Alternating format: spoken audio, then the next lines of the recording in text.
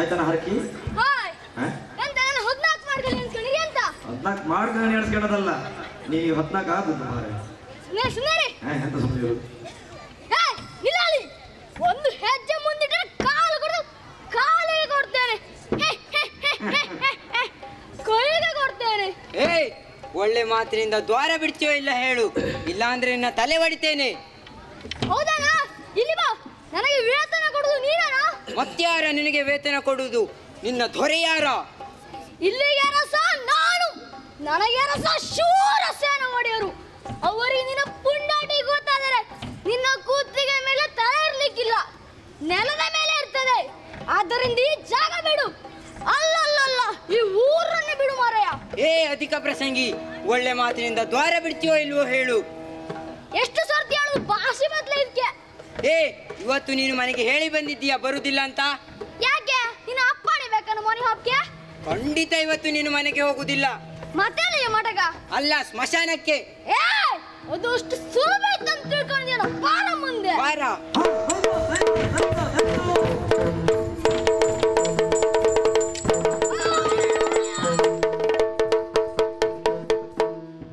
ಬಿಡಿ ನೀವು ಜೀವ ಬಿಡಿ. ಏ ಯಾರ ಜೀವ ಬಿಡ್ಬೇಕಾ? ನೀವು ನನ್ನ ಜೀವ ಬಿಡಿ.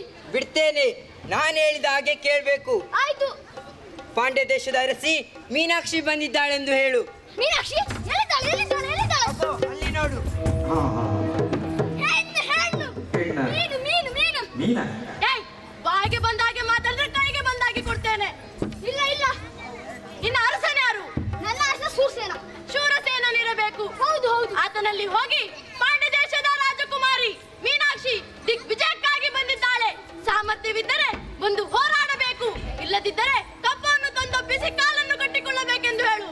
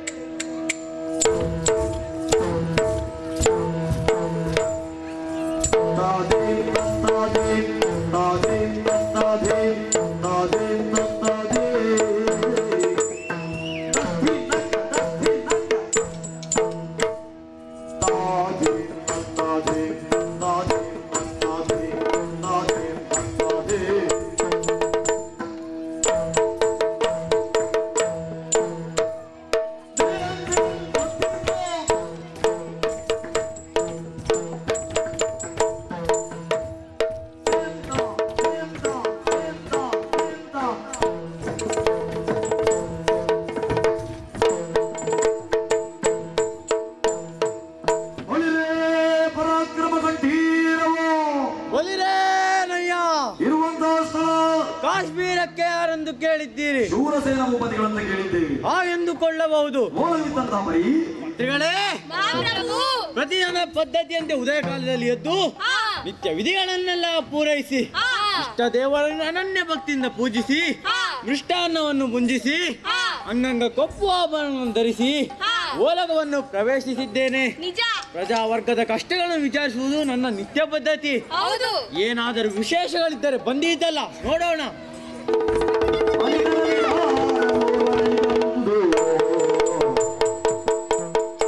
ಯಾರು ನೀನು?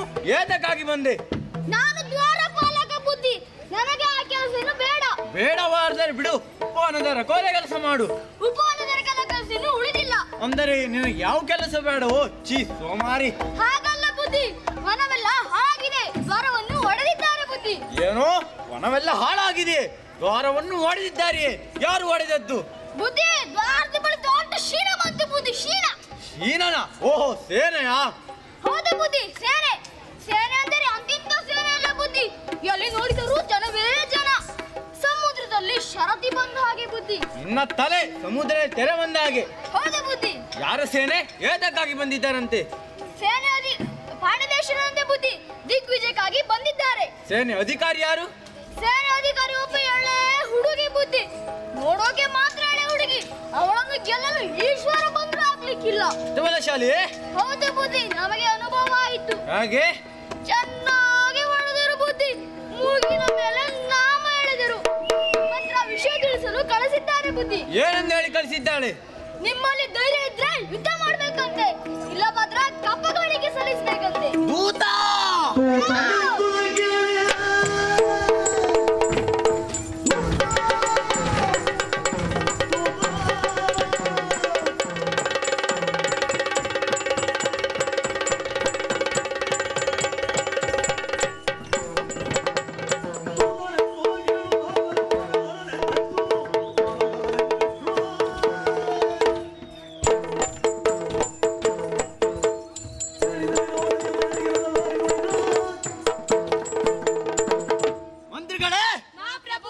ಎಂದು ಕೇಳಿದ ವಿಷಯವನ್ನು ಇಂದು ಕೇಳುತ್ತಿದ್ದೇನೆ.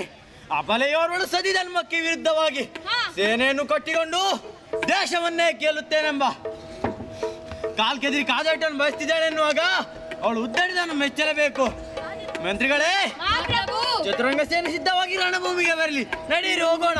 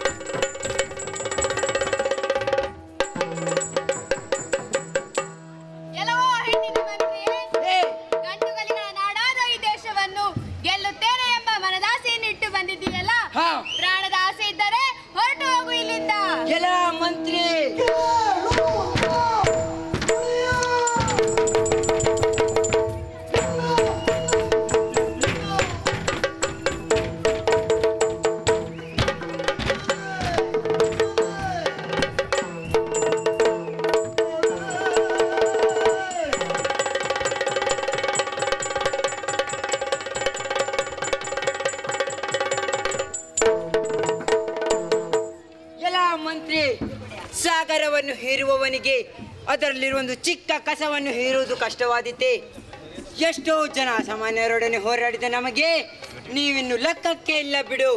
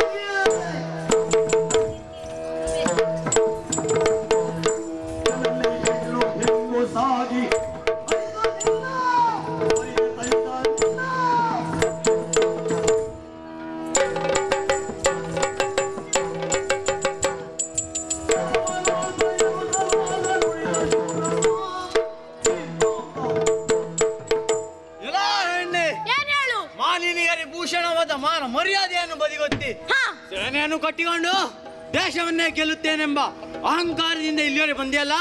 ಹೇಳು, ನಿನ್ನ ದೇಶ ಯಾವುದು? ಪಡೆದ ಮಾತಾಪಿತರರು ಯಾರು? ಅಲ್ಲದೆ ನಿನಗೆ ಬದುಕಬೇಕೆಂಬ ಬಯಕ ನಿನಗಿರುವುದಾದರೆ ಬಂದ ದಾರಿ ನಡೆದು ಮರಳಿ ಹೋಗುವುದು ಲೇಸು.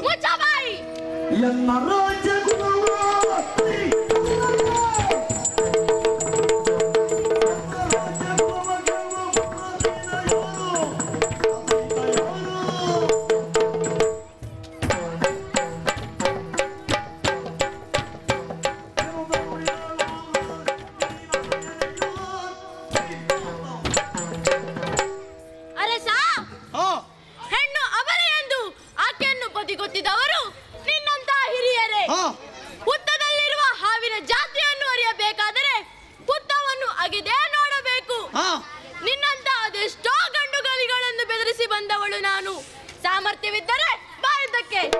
ಹುಡುಗಿ, ನಿನ್ನನ್ನು ಇಷ್ಟು ಮಾತನಾಡಕ್ಕಾದ್ರೂ ಬಿಟ್ಟಿದ್ದೇಕೆ ಬಲ್ಲೆಯ?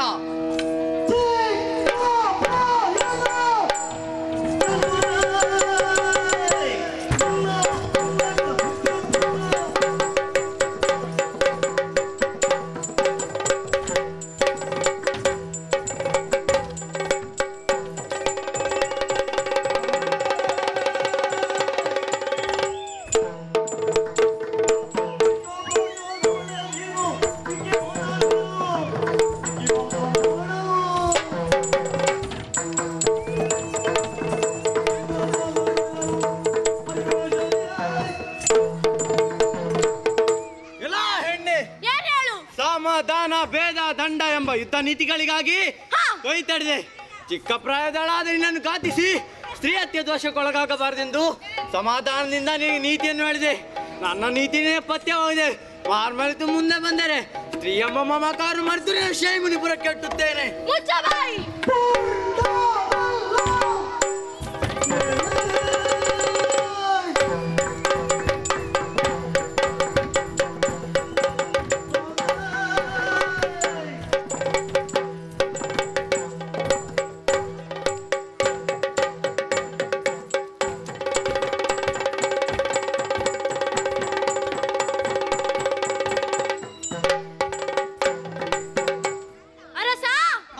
ಮೆಚ್ಚಿದೆ ನಿನ್ನ ಜಾಣತನದ ಮಾತುಗಳನ್ನು.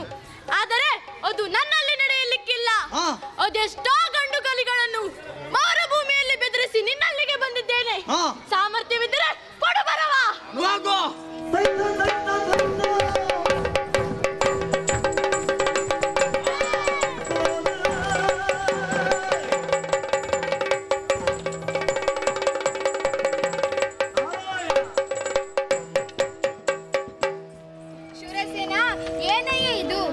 ಸ್ವಾಮಿ, ಯುದ್ಧದ ಮಧ್ಯದಲ್ಲಿ ಬಂದು ಏಕೆ ತಡೆದಿದೆ ಸ್ವಾಮಿ? ಮೆಚ್ಚಿದ್ದೇನೆ ನಿನ್ನ, ಚೆನ್ನಾಯ್ತು.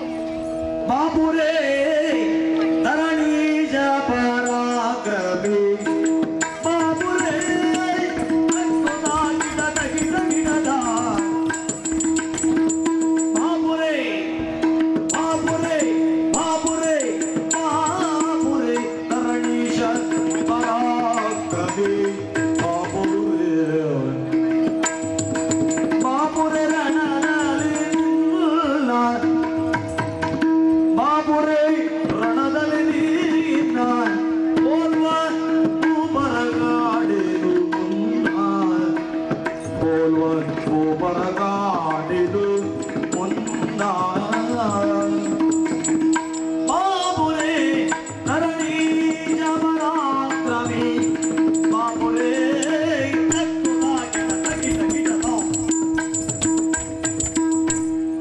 ಶೂರಸೇನ, ನಿನ್ನಂತ ಪರಾಕ್ರಮಿಗಳು ಈ ಪೃಥ್ವಿಯಲ್ಲೇ ಇಲ್ಲವಯ್ಯ. ಸಕಲ ಗುಣ ಸಂಪನ್ನ ಹೊಂದಿರುವ ನೀನು ಆದರೂ ಪೂರ್ವಪರ ವಿವೇಚನೆ ಇಲ್ಲದೆ ಎಂತ ಕೆಲಸ ಮಾಡುತ್ತಿರುವೆ? ಸ್ವಾಮಿ, ಹಾವಿಗೆ ಹಾಲೆರೆದರೆ ಅದು ತನ್ನ ಸ್ವಭಾವವನ್ನು ಬಿಟ್ಟಿದೆ. ಇವಳು ಹಾವಲ್ಲವಯ್ಯ, ಹೂವಿನ ಹಾರ. ಅಂದರೆ ಇವಳು ಯಾರು ಸ್ವಾಮಿ? ಇವಳು ಅನ್ಯಳಲ್ಲವಯ್ಯ, ಅಂದರೆ ನಿನ್ನ ಮೊಮ್ಮಗಳು, ಅಂದರೆ ನಿನ್ನ ಮಗಳಾದ ಕಾಂಚನಮಾಲೆಯ ಮಗಳು. ಈಗ ಪಾಂಡ್ಯ ದೇಶದ ಚಕ್ರವರ್ತಿನಿ, ದರೆಯ ಅರಸು ಮಕ್ಕಳನ್ನೆಲ್ಲ ಗೆದ್ದ ಧೀರೆ. ಪೂಜ್ಯರೇ, ಅಜ್ಜನ ಸೆಣಸ ಹೋರಾಡಲು ಬಂದವಳು ಇವಳು. ಇವಳು ನನ್ನ ಆತಿಥ್ಯವನ್ನು ಒಪ್ಪಿಯಾಳೆ. ಖಂಡಿತ, ನಾನು ಒಪ್ಪಿಸುತ್ತೇನೆ. ಮೀನಾಕ್ಷಿ. ಪೂಜ್ಯರೇ, ನಮೋ ನಮಃ. ಎದ್ದೇಳಮ್ಮ. ಮೀನಾಕ್ಷಿ, ನಿನ್ನ ಅಜ್ಜನ ಹೆಸರೇನಮ್ಮ? ಶೂರಸೇನ ಮಹಾರಾಜ. ರಾಜ್ಯ? ಕಾಶ್ಮೀರ. ಹಾಗಾದರೆ ನೀನು ನಿಂತ ರಾಜ್ಯ? ಕಾಶ್ಮೀರ. ಹಾಗಾದರೆ ಇವರಾರಮ್ಮ ತಿಳಿಯಿತೆ? ಹಾಗಾದ್ರೆ ಇವರು ನನ್ನ ಅಜ್ಜನೇ. ಅಯ್ಯೋ, ಜಯದ ಅಮಲಿನಲ್ಲಿ ಎಂಥ ಕೆಲಸವನ್ನು ಮಾಡಿಬಿಟ್ಟೆ. ಅಜ್ಜನನ್ನು ಕ್ಷಮಿಸುತ್ತಾರೆ ಪೂಜ್ಯರೇ? ಖಂಡಿತ ಕ್ಷಮಿಸುತ್ತಾರೆ ಮಗು. ಈಗ ಹೋಗಿ ಅವರ ಕಾಲನ್ನು ಕಟ್ಟಿಕೋ. ಹಾಗೇ ಆಗಲಿ. ಶೂರಸೇನ, ಮೀನಾಕ್ಷಿ, ನಾನಿನ್ನು ಹೋಗಿ ಬರುತ್ತೇನೆ. ನಮೋ ನಮಃ. ನಾರಾಯಣ ನಾರಾಯಣ ಲಾಲಿಸು ಬಿಲ್ಲ ಪಗಳಲು ಲಾಲಿಸು ಬಿಲ್ಲ ಪಗಳಲು ಲಾಲಿಸು ಬಿಲ್ಲ ಪಗಳಲು ಬಿಲ್ಲ ಪಗಳಲು ಪರಿಪಾಲಿಸು ತಪ್ಪನ್ನು ಪರಿಪಾಲಿಸು ತಪ್ಪನ್ನು ಉಳದ ನದಿನ ಗೈದಿಗ ಪರಿಗಳ ಉಳದ ನದಿನ ಗೈದಿಗ ಪರಿಗಳ